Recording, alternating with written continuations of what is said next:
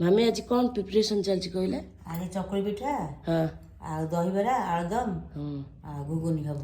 तो से दहीबरा कौन कौन भाग माप कहले? दहीबरा दीटा ए कप रे हाँ आम 4 जन खाइया को दीटा बिरी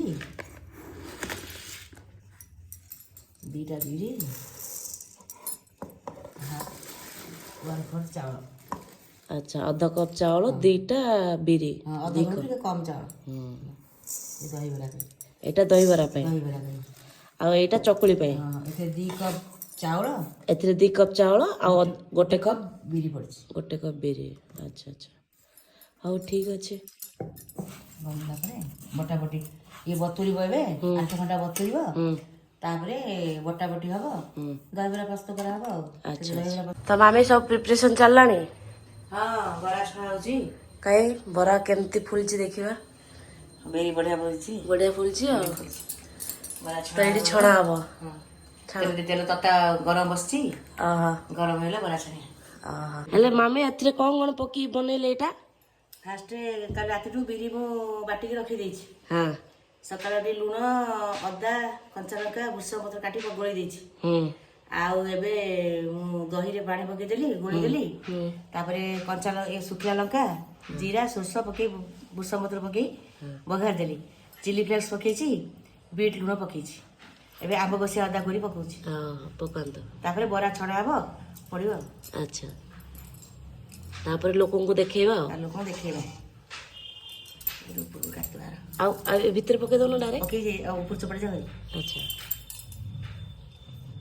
आंब कसीटा धनिया पत्र पड़िबो बरा छणा पड़िबो।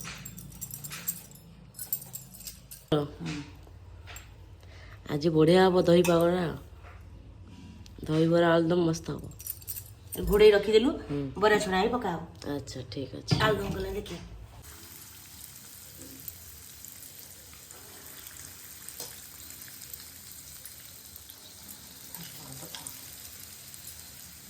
बढ़िया फुली फुली उठी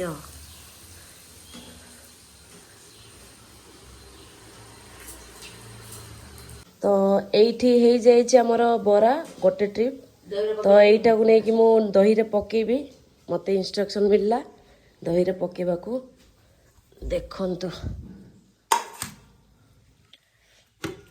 तो ये आम दही पागटा ହେଇଛି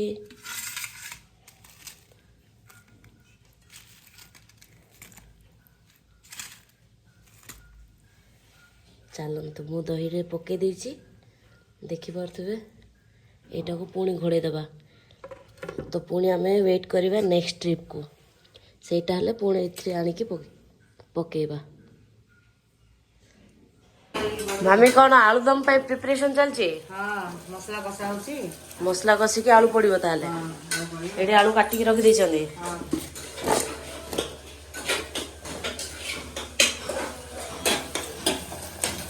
भल कलरटा आसी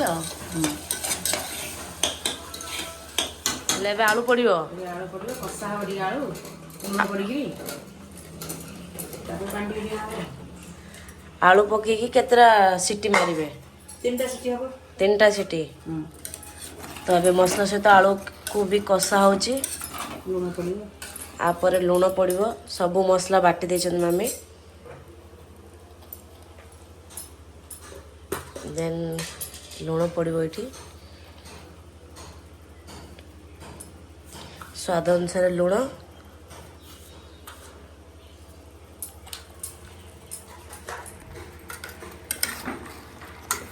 एमती घंटा हम आ 3टा सीटी पर आलुदम प्रिपेयर होकर रेडी हो जामर तापर मु आपण मानक देखौछि।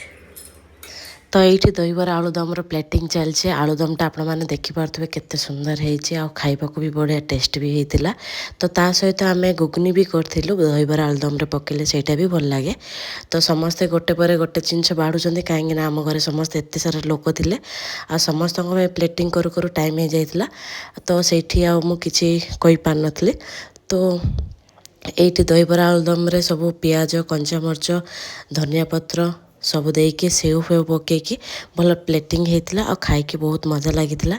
ଆଉ ଯିଏ ଏମିତି ଘରେ ବନେଇକି ଖାଇବାକୁ ଚାହୁଁଛନ୍ତି ଆପଣମାନେ ମୋ ରେସିପି ଫଲୋ କରିକି ବନେଇ ପାରିବେ। ଥରେ ଟ୍ରାଏ କରନ୍ତୁ, ବହୁତ ବଢ଼ିଆ ଲାଗୁଛି।